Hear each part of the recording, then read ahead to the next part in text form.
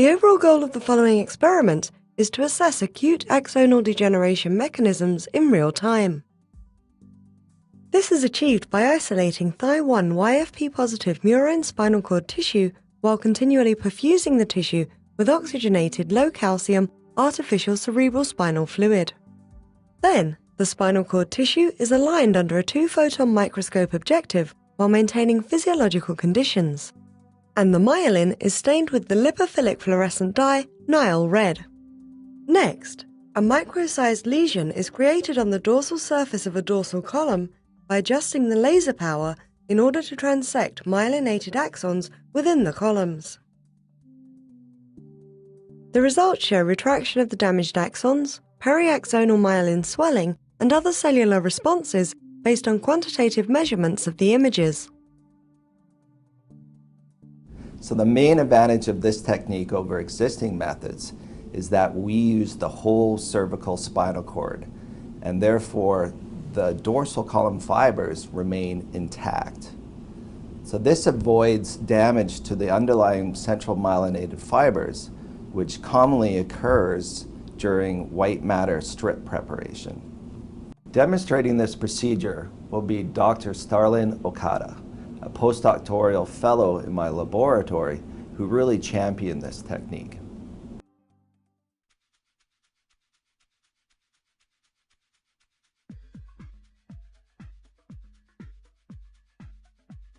To prepare for the intracardiac perfusion, make low-calcium artificial cerebral spinal fluid, or ACSF, with 2 times concentrated stock B and C solutions. For perfusion of the ex vivo spinal cord during imaging, prepare normal ACSF with 2 times stock solutions A and B in a glass bottle. Offer these solutions to pH 7.4. Keep the low-calcium ACSF chilled near the dissection area, and keep the normal ACSF at room temperature near the microscope. Bubble both solutions with carbogen gas for half an hour prior to use, and bubble them continuously while they are in use. Next, prepare the open bath perfusion chamber for imaging. First, connect the inline heater's metal output to the chamber, then adhere the imaging chamber to the spill chamber with a good amount of tacky material so that there is a potential to slightly adjust the position of the imaging chamber. Secure the inline heater's feedback temperature probe near the fluid inlet, and secure the stainless steel suction tube to the vacuum line at the chamber outlet. Now turn on the vacuum pump and the perfusion pump. Once the chamber fills with ACSF, dial the pump down to 1.5 to 2 milliliters per minute. Then, control the ACF volume in the chamber by the position of the vacuum line.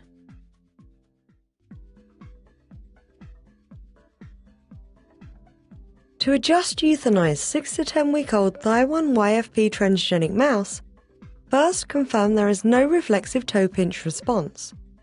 Then, shave the area covering the spinal cord and brain. After shaving, wipe the exposed skin with betadine and 70% ethanol. Now, spray the chest and abdominal area with 70% ethanol, and perfuse the animal transcardially with carbogen-bubbled low-calcium ACSF. When the liver starts to pale, attach the perfusion needle into the heart with a clip. Then, turn the animal over and wipe down the dorsal skin side with 70% ethanol. Make an incision along the midline from the nose to the hip to expose the skull cap and the tissue above the vertebrae. Use pins to pull aside the skin and secure the animal at the nose and haunch.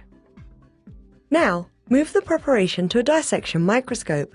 There, with scissors, firmly cut across the dorsal surface of the skull at the level of the olfactory bulbs. Insert the scissors tip into the newly made incision and cut along both of the skull cap edges to expose the cerebellum. Do not completely excise the skull cap.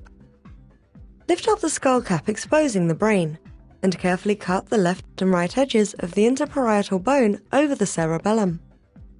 Now, while gently pulling the skull cap and dorsal vertebral column surface, make cuts just inferior to the posterior nerve roots to further expose the spinal cord.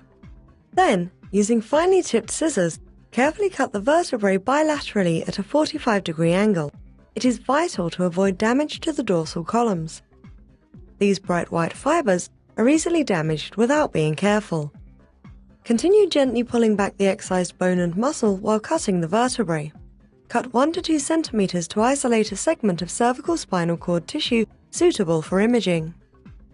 Then, use scissors to cut the tissue and bone parallel to the vertebral column. Also clear the tissue underneath the column. Make these cuts as level as possible because it is very important that the tissue lies flat in the chamber, level for imaging. Finally, use a number 11 scalpel to transect the brainstem past the termination of the gracile fasciculus fibers and at the upper thoracic level. Then, use scissors to cut the tissue and bone at these 2 points. The isolated tissue should contain 2/3 of the vertebral column, encompassing the caudal brainstem, cervical enlargement, and the upper thoracic spinal cord. Transfer the isolated spinal column to the ex vivo imaging chamber and gradually increase the perfusate temperature to between 36 and 37 degrees Celsius over the next hour. Maintain this temperature during imaging. One critical aspect of this protocol is to ensure that you isolate the spinal cord without damaging the dorsal column fibers. The second most critical aspect of this protocol is to ensure that the spinal cord is continuously perfused with oxygenated artificial cerebral spinal fluid.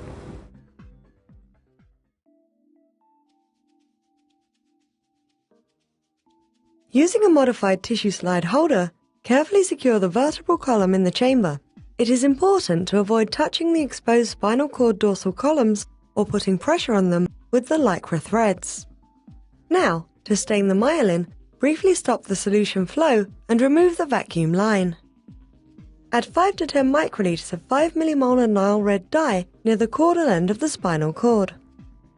Then, mix the solution gently throughout the imaging chamber and allow the tissue to incubate for a minute or 2. Once stained, return the flow of oxygenated ACSF to between 1.5 and 2 milliliters per minute and replace the vacuum line. Using a two-photon microscope, image the spinal cord using a water immersion objective. Slowly lower the objective to the ACSF surface and then bring the spinal cord into focus under epifluorescent light. Now, switch to scanning mode for baseline imaging of the ascending gracile fasciculus myelinated fibers. To excite the YFP and Nile red, set the excitation to 950 nanometers and isolate the fluorescence emissions with diachronic and bandpass filters.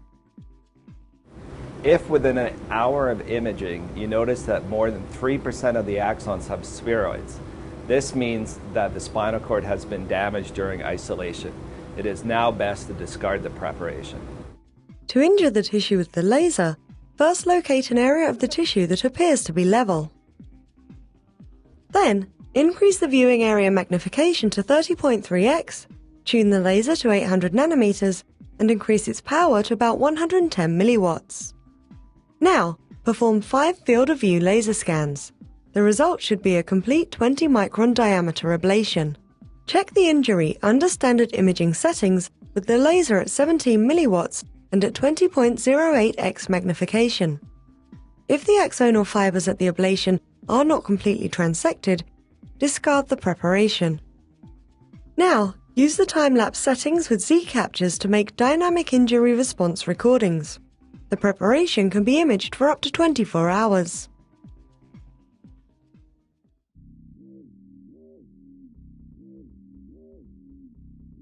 A spinal cord segment was isolated and positioned as described.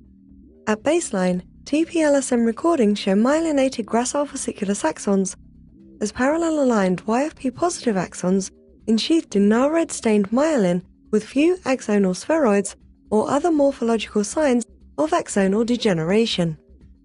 Fine details can be seen, such as the nose of Ranvier, highlighted by arrowheads. 40 minutes later, after laser-induced spinal cord injury, most of the transected axons form characteristic axonal end bulbs and retract from the injury site. Axons adjacent to the injury site undergo secondary degeneration and periaxonal swelling became more prominent. Unlike the caudally retracting fibers, most of the retracting axonal end bulbs located distally from the lesion and spheroids were strongly labeled with Nile red. suggesting an environmental change within the axon. At 7 hours, the axons continued retracting away from the lesion site. However, this is more evident in end bulbs located distal or rostral from the lesion than in end bulbs located proximal or caudal to the lesion. Ultimately, axons that were initially spared gradually underwent delayed secondary degeneration.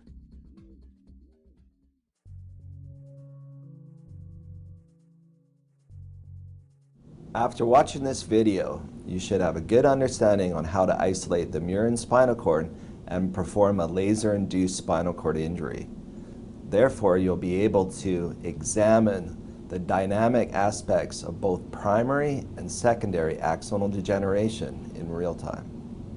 The information gained from using this model system may lead to important mechanistic understanding of both axon and myelin damage after injury.